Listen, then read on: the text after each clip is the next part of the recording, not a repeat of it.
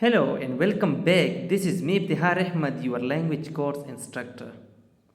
In the previous video, we have talked about reading, writing, listening, and speaking activities, and we have elaborated and integrated some technological tools to our lesson plans for more fruitful outputs. But today, we are going to do a grammar lesson plan.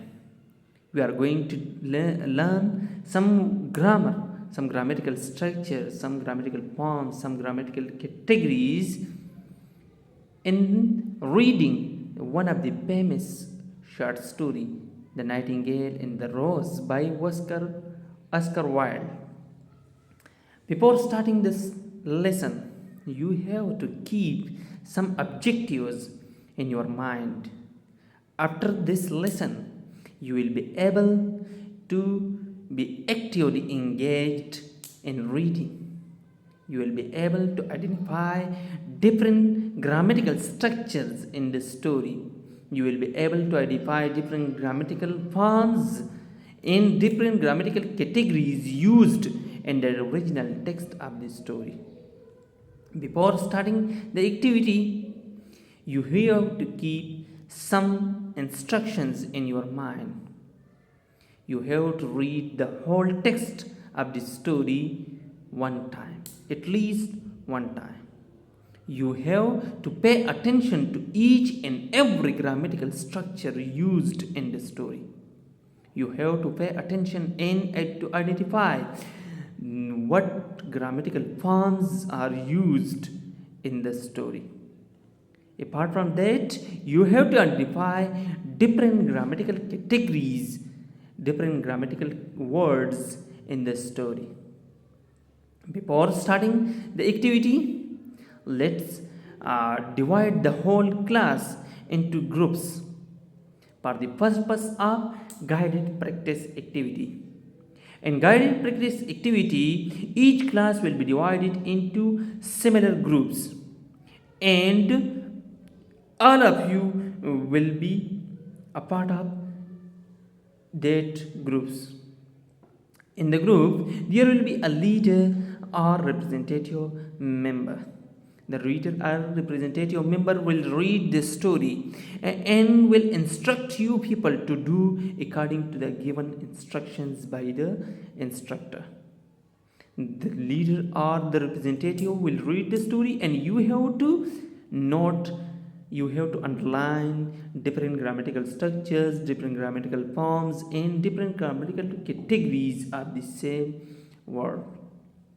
After completion of this activity, there comes the time of independent practice. In independent practice, all of you are directed, all of you are instructed to do each and every aspect of the activity by yourself. Like, for example, reading the story by yourself, identifying different grammatical structures and paying attention to it by yourself, identifying different grammatical forms and different grammatical categories of the same words in the story by yourself. When you do this by yourself, this is called independent practice. This can be done inside the class or in home, but I recommend you to do independent practice after the completion, after the end of guided practice. As in guided practice, you have gone through the story, the text of the story one time. Now it's easy for you to identify all the required things by yourself. So do the independent practice activity by yourself inside the class. After completion of the independent practice activity, there will be a kind of assessment by the teacher for you people. In this assessment, first we will have formative assessment. In formative assessment, the teacher will ask you about the learned things in the class.